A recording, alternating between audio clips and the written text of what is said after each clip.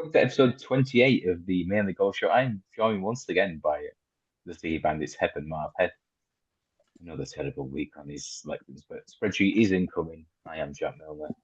Doesn't count until it's a spreadsheet. It doesn't count until the spreadsheet. Billy Horschel was a 20-1 winner for the podcast last week, and that credit where it's due. Matteo Manacera was 3-shot lead entering the final round, tipped it by the marvelous one. I believe 40s, 33s. I think best price 40s, 33s, 8 places. So the placement he did oblige.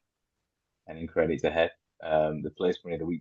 Was your place money from Manacero the week before? Yeah. Mark piggybacked on mine. So I do believe it's a profitable run for the three of us. But Marv, as always, as the narrative is for this season, the story has probably not been Billy Horschel winning the BMWPGA. It's been Rory McIlroy losing Get your popcorn. the big tournament, and I believe you've been engaging in certain accounts on X, Twitter, for people of a certain persuasion. Well, I think first things first. Let's give McIlroy a round of applause because this week he actually made the playoff. That's applauding me. So, yeah, there you go. McIlroy, to use a crypto for it, he's trending in the right direction at the moment. He's on that upward curve. Maybe he might win the Chad. Yeah, no. He's a fucking G. The way bottles it in the end, the absolute Jeet. Absolute Jeet. No, look. To be fair, Horschel to make the eagle in the playoff. To be fair, the way he ended regulation. 18. He did the same to win it 3 years ago. He laid up third shot, hit the 5-foot mid birdie. You know, he wouldn't like he wouldn't go away easy. But I said we'll clip this up as well because I'm watching it on my phone in the playground. Good dad. Rory flushes his tee shot right. He made the eagle at 17. Perfect drive. Horschel's up next. Next driver hits the bunker, and Ewan Murray goes, "Well, that's Horschel's chance gone." Like, fucking hell, it's the tournament finished. Should we give it him now? Like, what's going on? Lawrence is in the clubhouse on 20. They just. I know Sky is very biased, right? Because Rory does a lot for their TV ratings, but because Rory makes a fairway, well, game over. Like, that's the best part of his game. Of course he's going to find a way fairway. It's Rory McIlroy with 3 wood. And as you said, Marv, at 18, course management, so lucky not to be wet. Yeah, I think they were saying it, the commentators were saying that potentially he was in between clubs. If I remember rightly, yeah, strong form. He does. Brilliant all week. Was it? He doesn't carry a 3-iron. I think is that what Wayne said. So I think I think he was basically trying to hammer a 4-iron, kind of send it out slightly right, draw it in, land it on the sort of like the front of the green and chase it up effectively. So, but he just overcooked it. And if I'm honest, he nearly wasn't even in a playoff, was he? Never. So the day before, he did the same thing. Maybe found the water. He held a 10. I think he held a 10. Right? You see, to me, I go back to Tiger Woods. Or to me, that shot is if you don't carry the right iron, and if you've got a 5-wood in your bag, or whatever, it's a bit much. If you've got the shot, if you've got it in your locker, you open your stance slightly. You aim a little bit left. You basically play a high cut, thinking the bunker to the right. I don't mind going into the bunker. I don't mind going long. I will make it up and down, missing it on the right hand side, on the better side to miss the green, because you're leaving yourself with the green to work with. He's short sided himself, but he doesn't have all the shots in his locker, does he? Simple, nice, gentle 5-wood, high fade, back of the green, roll it off, chip and a putt, job done. But no. Yeah. The difference is what we've seen from Scotty all season, right? Scotty's generally missed in the right places. Or if the pin's tugged left, well, I'm hitting it right and I'm leaving myself like a 65 feet putt for eagle. I'm going to hit the 5 feet and move on. It's as if. I mean, Mark, would you not say even in that position from Rory, there's a chance you lay up? Like, you guarantee if you trust your wedge game, right? hit it forward, spin it back, 10 feet for birdie to win the tournament. It's certainly an option again. Because I just think that's it. If he was that, you know, that can happen when you're trying to hit it that hard because you're trying to get that extra 5 yards, 10 yards out of it. You know, if you don't catch it quite right, you can sort of get over the top of it and hook it slightly left. And that was it. It was just a bad looking hole for that type of shot. Well, we know course management's horrific. Do I blame Rory McIlroy? Partly not. What the hell is his caddy? What is caddy saying to him? Like, come on. To be fair, Marv, after he made the eagle at 17, he's probably thinking, too good, me. Gonna win it. Yeah, do what you want, Ross. I'll just carry the bag. Rory, 3 woods, yeah, fuck it. Or just spit on it, he'll polish it. Wayne Riley was lamenting his club selection, but love Wayne Riley. Radar's brilliant. He's going to win a 3 wood. He's going to leave himself 242 with his second, and he doesn't. He's only got a 4 round. What's he doing? He's going to have to pelt this. And Riley was saying on like, this is the bad play. This is the bad way to play the hole. At least with Horschel, for example, Horschel trusts his ability from looking back at all clips was Keith Mitchell 175 200. Horschel from 100 to 120 is very, very good. So, okay, I'm not going to try and hit a 3 wood out of the bunker over the trees. I'm going to give myself 115 and try and spin a wedge in. And he did. Like, you back your own game. I don't think McIlroy really backs himself with anything bar the drive. Yeah, the one thing I will say is credit, I suppose you could say, to the current layout, because the current hole with the stream, etc., it made that hole. Because otherwise, what does Rory McIlroy do? If there's no stream, there's no danger. Or he could even smash a 5 wood up and hit it into the stands, get a free drop. Do you know what I mean? Because there'd be far less risk on the hole. Yeah. So, but yeah, to me, it's happening. Seems to be week after week now, and 2 plus 2 has to be 4 at some point. That's that, yeah. You know, I'm not sure you knew where you would go with that point, then, did you, Mark? I don't know.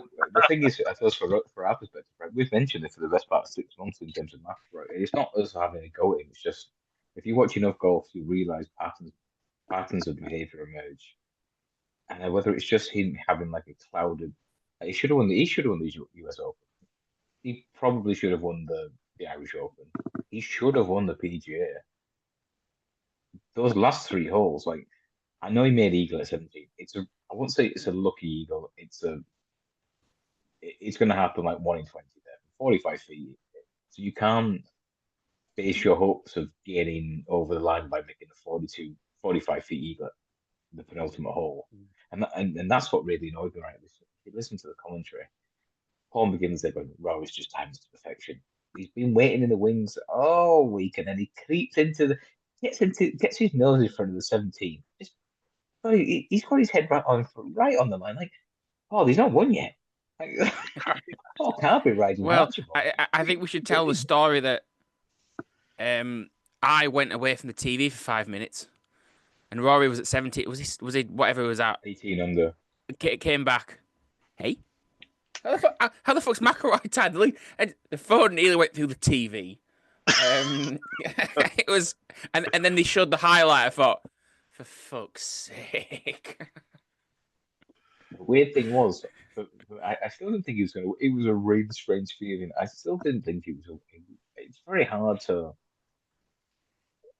I can't explain it. I just thought to myself, I don't see him winning. It would be too almost like fortuitous for him to have like a quiet. He had a really quiet round, I thought, and then you just finish eagle birding with the tournament.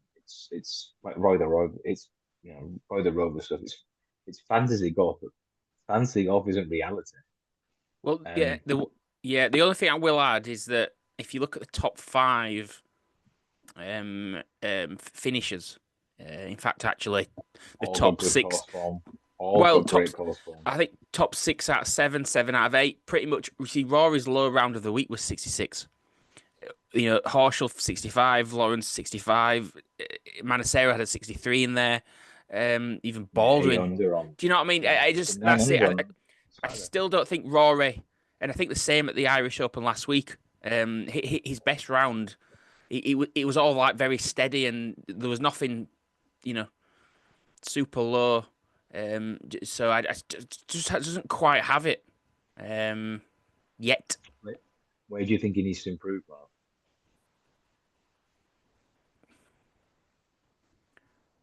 Look, his wedge game has always been what it's been. When it's on, but was it Tony Johnson this week going?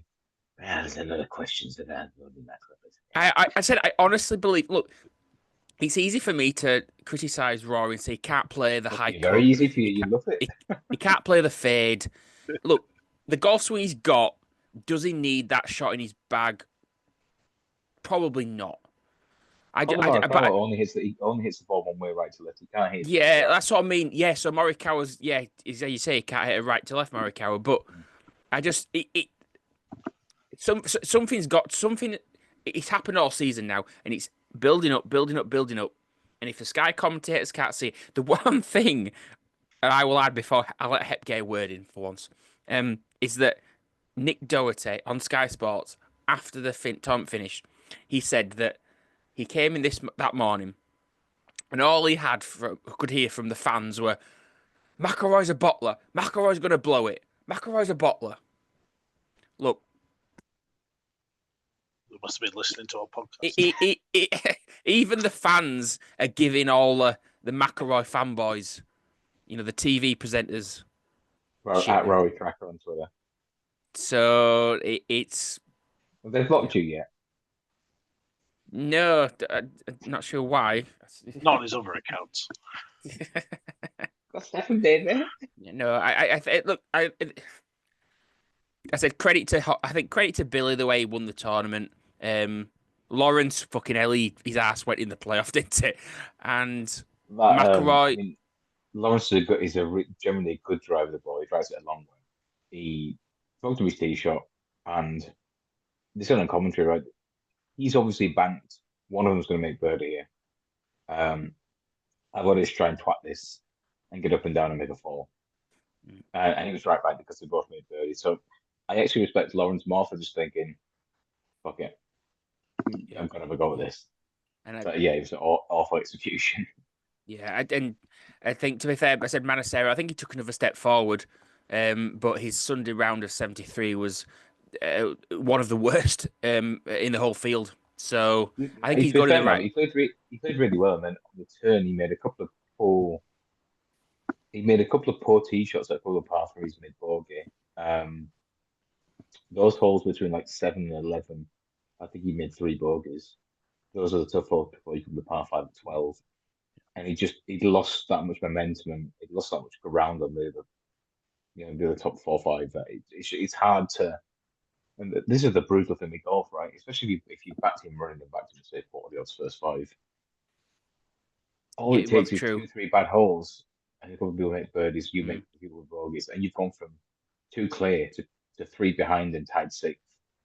It's a brutal game. So I don't think he went too much odds on Betfair, at least in running. I think he went 10 to it. Yeah, he went about 191. Yeah, which maybe that shows the confidence that people didn't have, even with a 3-shot lead. And I said, Aaron 2 Gloves Rye. I'm sure he'll be coming around collecting the garbage tomorrow morning. It's like I can't get like. Yeah, it's we've grown up for so many years, and it just looks odd. And forgive me. Do you like the way he plays golf? Look, you can't fault the golf, can you?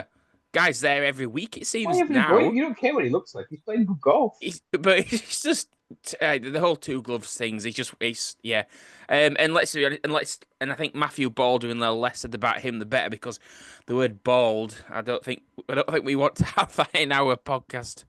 So I FaceTimed the mother earlier. Showed the boy. She went, "What's going on with your hair?" So, what do you mean? Like, I am bald, Mum. My hair doesn't grow there. Why did it grow it out so a little bit? Because then I look like a twat. Like, it only goes a little bit here and here. Yeah, I don't like this. I don't like this look on me. I said, well, I don't like it on me as well. You know what I mean? I can't afford £8 a trip to Turkey, so Not yet. Yeah, a few more weeks. no, I don't make PGC quadruple. That Oasis, if it keeps running, that Civic.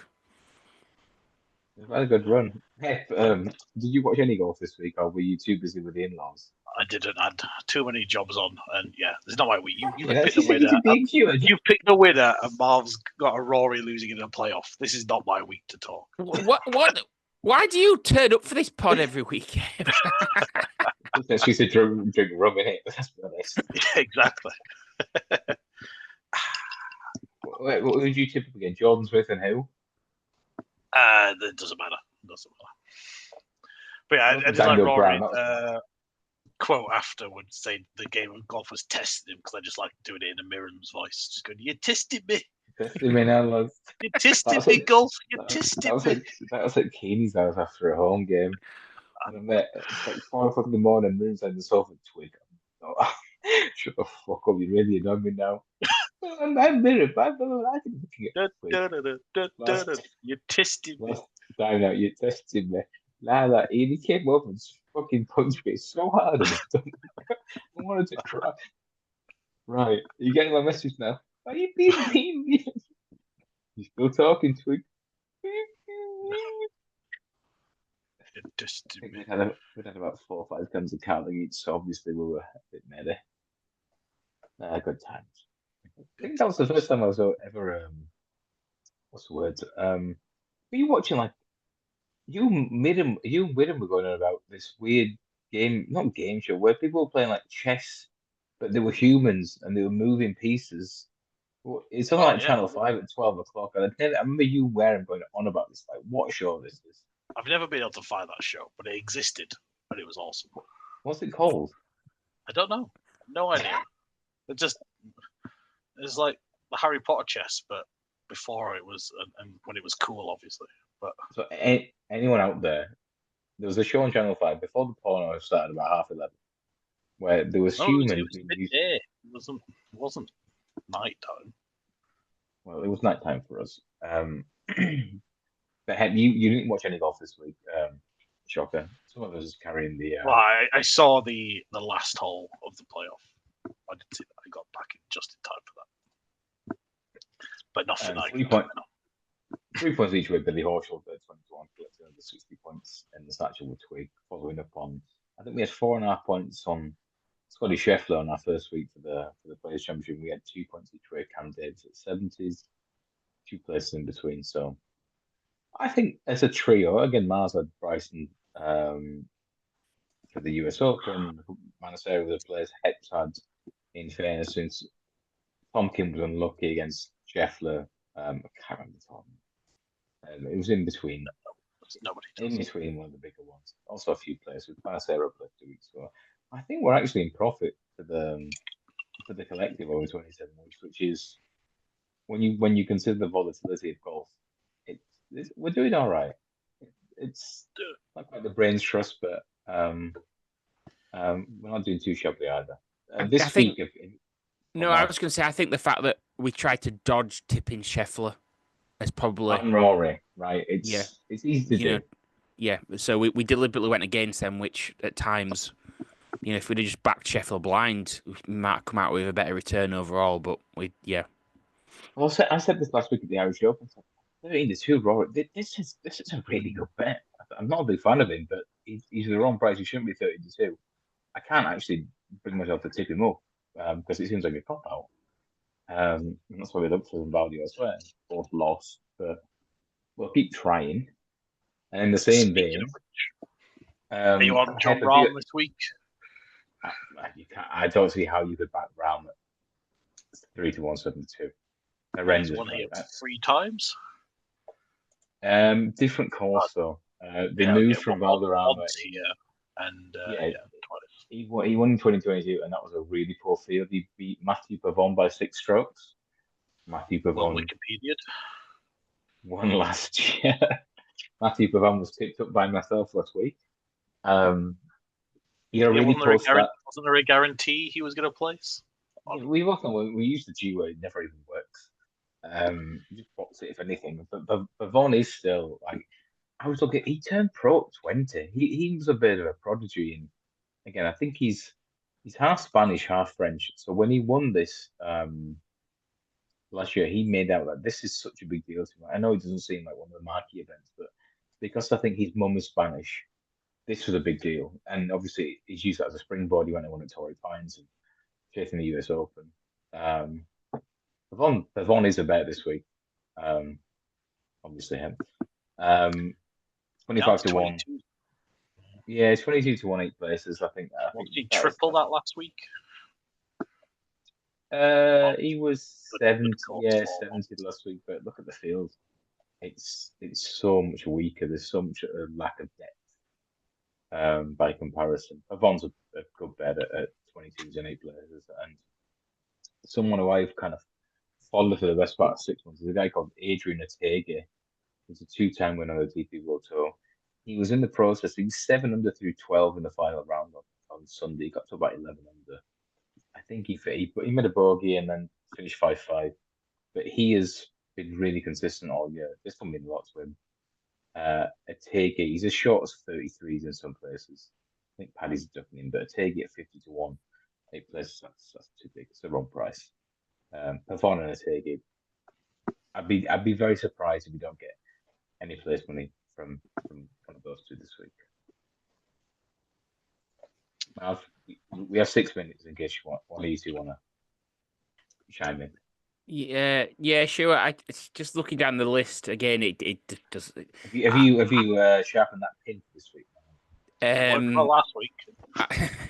I can safely say I will probably be watching 0 golf this week. At least I might actually catch a bit of the present. Yeah, possibly, but I won't be watching any of this Spanish. You're saying some very hurtful things about Mike Weir. So look, but the only I've lost his. Again, I went Daniel Brown last week. Had a bad week, very bad week. But he's 120. Did he make the cut in the end? He needed birdie 18, right? I can't remember. I'm not sure if he did, but he's 125s. The one player actually that I'm surprised is such a big price, and you might be able to tell me different, Twig. Matthew Baldwin, that guy again. With him, 17 under, a fourth finish just this past week. Now, look, 17 under's still some going around Wentworth, and he's roughly 100s. He's even top price 125s. Matthew Baldwin for this week. Now, it seems a no-brainer to throw him in as a possible each way. So that'd be my 2. I'll stick with Daniel Brown again and Matthew Baldwin. Yeah. How many places you got? I mean, that does seem a big price. The even Sky Bet or William Hill, 8 places, 100 to 1. 100s. Yeah, you can get 100. You can even get 125s. Somebody's 175s, but I'm surprised that's probably gone by now. And odds checkers might be a little bit slow. No, I agree with you, and I'm gonna have to.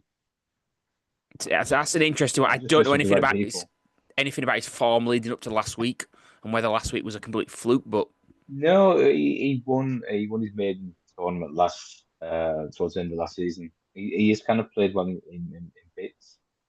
I watched a lot of him during the second round. He kind of, I think, was it. He had a good first 2 days. 65. Yeah, he had a birdie to shoot the career low, the best ever 36-hole score there. And he missed like a birdie putt from about 10 feet. But he played well. The pressure got to him, right? And he's playing against much better players. Yeah. Well, that's my 2 anyway. So probably just be 2.5 each way, both of them. Baldwin and who? Brown. But you didn't give a reason behind Brown. I don't have a reason.